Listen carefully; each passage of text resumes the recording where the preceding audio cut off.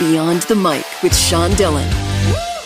We're joined on the star line by the director of Amazon Books Editorial, Sarah Gelman. She's going to break down the top 20 books of 2020. Welcome. Thanks for having me. Let's go beyond the mic. Sarah, you get to read books every day. Books.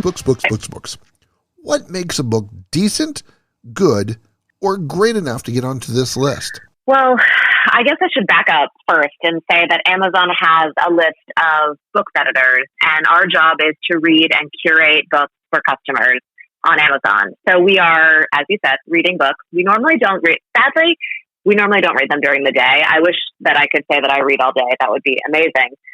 But most of it is done after work time. And we are reading books. We're scouring basically all the books that come out in a month to curate best books of the month list. And then that list goes into our best books of the year list. And so we announce the top 100 books. And then the top 20 is the one that a lot of people focus on. And then we have top picks in basically every category you could ever imagine. Sci-fi, children's books in all different ages, cooking, food, and wine. So it's really an extensive project and list. And it's, I hate to say it's unscientific because that minimizes the list, but it's based on taste. It's not based on sales. So these are not the best-selling books of the year. These are the books that resonated the most with our team, and we felt like we wanted to shine a light on for readers. And we're looking at books that cross genres, that stuck with us, that sort of haunted us long after we read them. And so that's really how we come up with the list of the top 10. Now, how many books do you read at a time? Do you read a chapter of this, chapter of this? Oh, gosh. You got 15 different books started, and your family's like, just finish one of them. I do read a lot at one time, which is actually not how I like to read. I'm someone that likes to read at most 2 books at a time. And I also am not someone who likes to stop reading a book, even if I don't like it. I'm the same way with television shows. And when I started working with this team, someone said, you're going to have to give that up. Like, if you don't like a book, you just need to stop reading it because there are too many books for us to read a book that we don't like. And because I don't like a book doesn't mean that my teammate won't. But right now, gosh, I'm reading, it's like slightly embarrassing to say.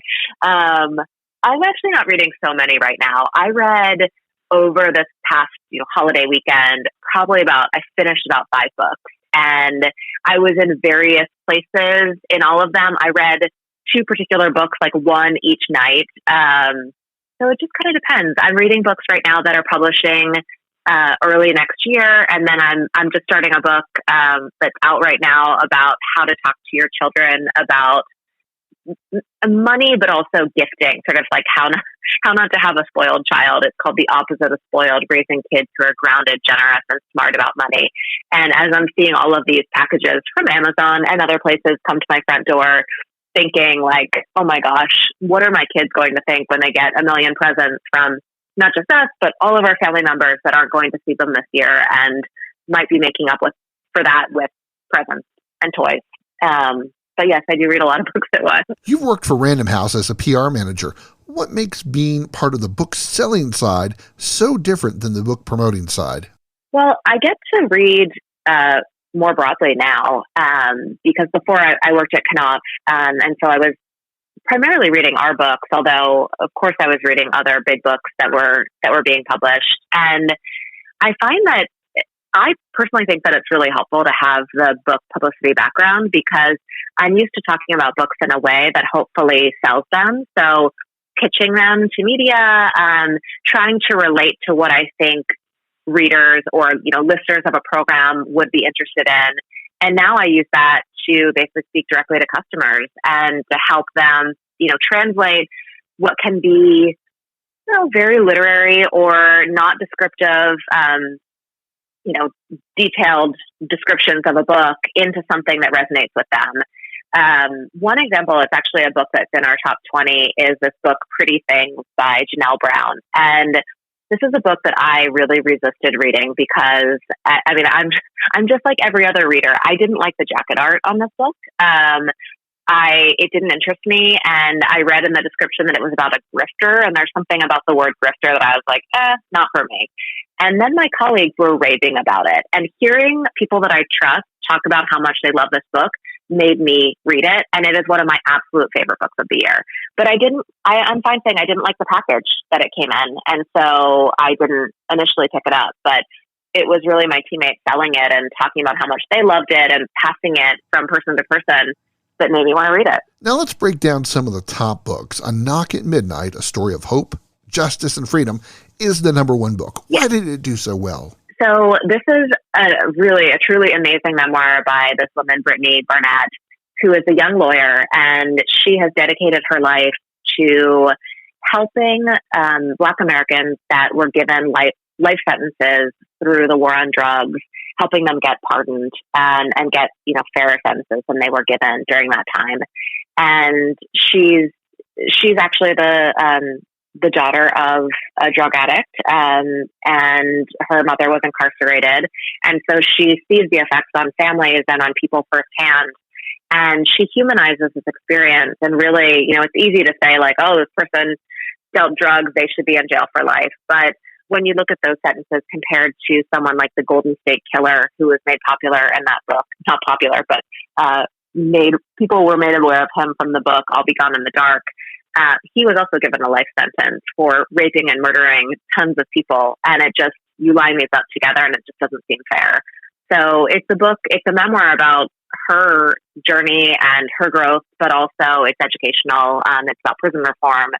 And it's really, it might sound like a downer. It's actually quite uplifting. And she is an amazing human being.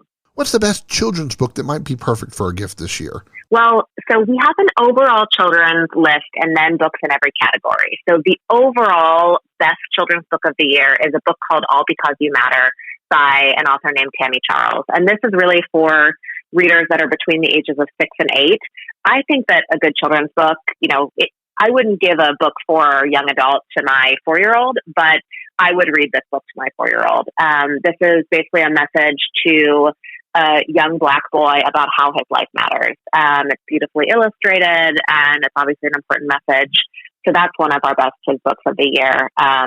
There's also the book that was the best kids book in the age category that my kids are in, 3 to 5, is a book called What Will You Dream of Tonight? And maybe because one of my kids is a terrible sleeper, I'm a huge fan of books that help them sleep. And this is all about, a book to read as you put your kids to sleep. And again, beautifully illustrated.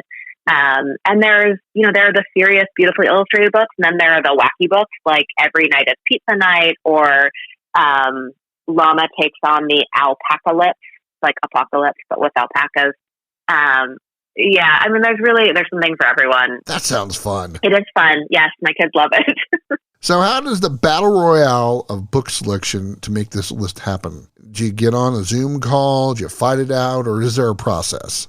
I like to say our team is like a dysfunctional family. We all love each other, but we also are not afraid to knock down and fight. And we get very passionate about the books that we love. This year, in deciding our top 10, I will say that someone hung up the phone in anger and then later came around and was like, I'm sorry about that.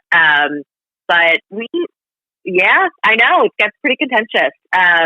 We're very passionate about books that we love, and it becomes strategic in the top 10. Like, if I have 2 books that I really love and I really want to be in the top 10, which one am I going to really go to bat for? I could say that the other one will be in 11 to 20, but top 10 is obviously very special. So we all have opinions, but we also, we trust each other's expertise and each other's taste, because just because I don't like a particular book doesn't mean that other readers won't like it. It's just my particular taste. For more information on the books featured on the Best Books of the Year 2020 list, visit Amazon Book Review. Where can people find it? They can go to amazon.com/bestbooks2020, and that has all of our lists. They can also visit our blog, Amazon Book Review, which is amazon.com/Amazon Book Review. Sarah Gelman, Director of Amazon Book Editorial, thanks for taking the time to talk with us today.